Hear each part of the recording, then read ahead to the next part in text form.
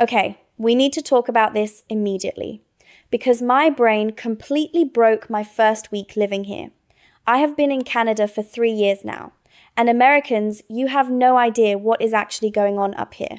We share a massive border, our cities look exactly the same, but culturally, it is a parallel universe. There are things Canadians do every single day that Americans flat out refuse to believe are real. So I have narrowed it down to exactly 10 uniquely Canadian things that will completely alter your brain chemistry. Starting with number one, bagged milk.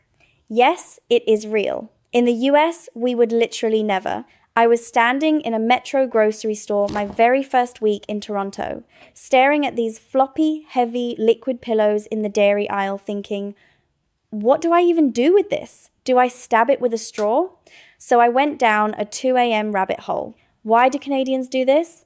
Turns out back in 1967, when Canada was transitioning to the metric system, redesigning the manufacturing plants for heavy glass or thick plastic jugs was going to be insanely expensive. So DuPont, the giant chemical company, pitched this idea to just pump milk into thin plastic bags. Eastern Canada just accepted it to save money. Americans constantly argue online that it must be incredibly messy. But here's the truth.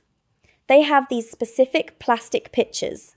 You drop the bag in, smack it on the counter, snip the corner with special scissors, and boom, it works perfectly. Number two, if you ask a Canadian for their Venmo or their Cash App, they will look at you like you have 3 heads. I tried to split a massive nachos and drinks bill with my friend Sarah, and she just goes, oh, just e-transfer me. What is an e-transfer? So Canadian banking is basically run by an oligopoly of 5 massive banks. And instead of relying on third-party tech startups like Venmo, these banks teamed up way back in 2002 and built their own unified email money transfer system right into everyone's checking accounts. Every single Canadian has it. You just need an email address or a phone number. There are no weird social feeds where you see who your ex is buying dinner for, no fees, and no waiting 3 days to cash out to your bank. It is wildly efficient, and I am honestly furious we don't have this back home. Okay, number 3, the Canadian sorry. Yes, the stereotype is 100% real. They apologize for absolutely everything.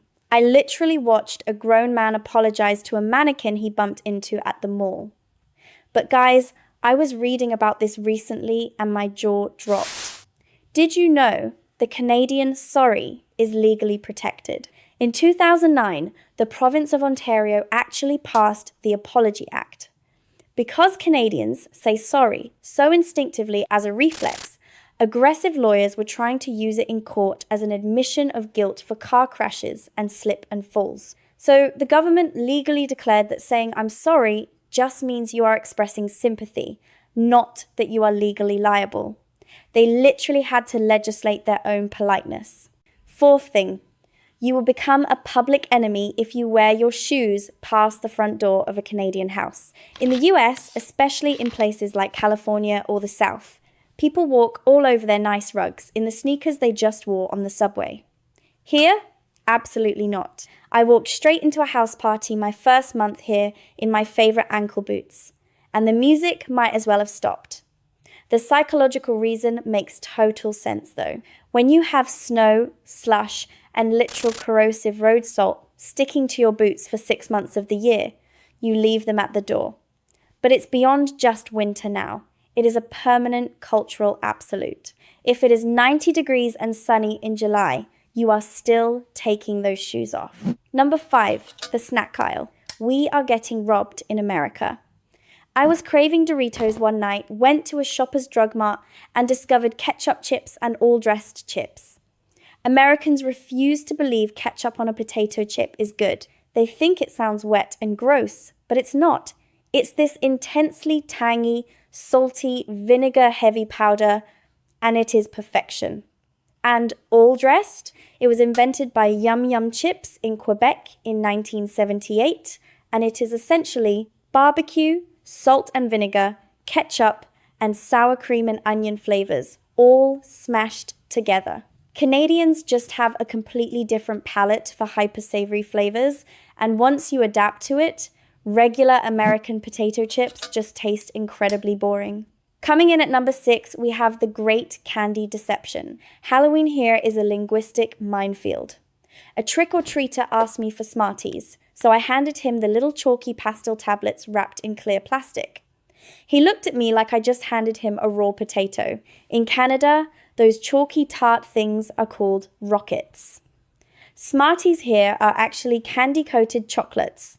Basically M&Ms, but with a thicker, crunchier shell. It all traces back to a massive trademark dispute because a UK company claimed the Smarties chocolate name first, so the American Cider Candy Company had to rebrand them as Rockets for the Canadian market. I swear I felt like I was being pranked. And speaking of Halloween number 7, kids trick-or-treating in full-blown winter parkas.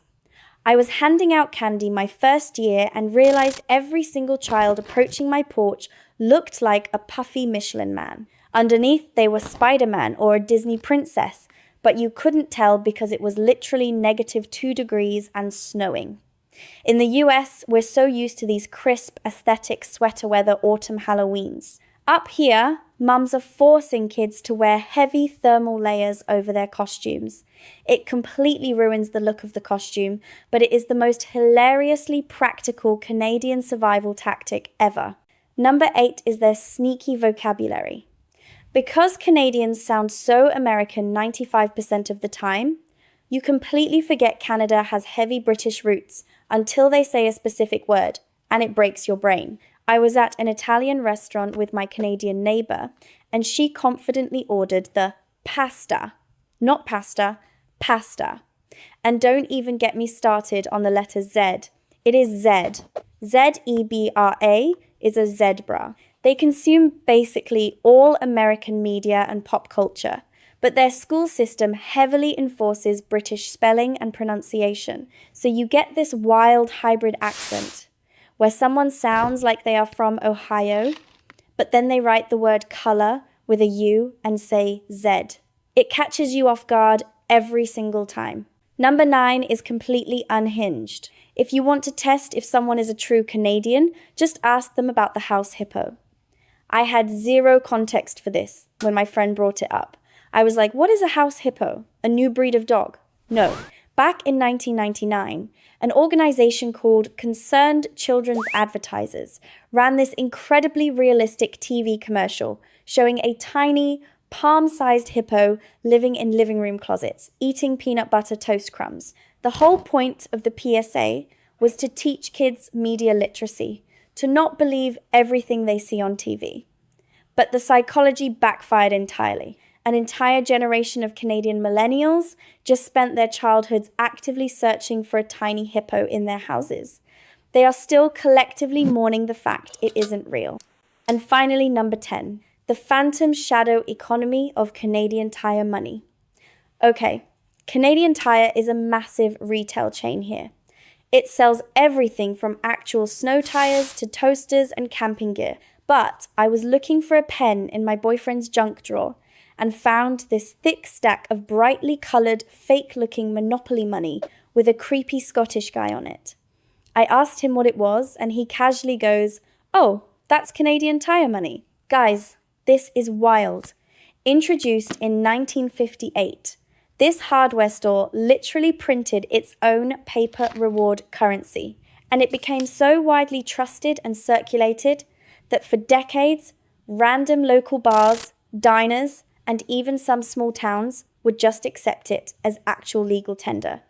Like, you could literally buy a pint of beer with hardware store coupons. In the US, the IRS would probably shut that down immediately, but Canadians just completely rolled with it as a secondary national currency. So yeah, living in Canada is basically just realizing every day that the US is not the center of the universe. And honestly, I think I prefer the bagged milk.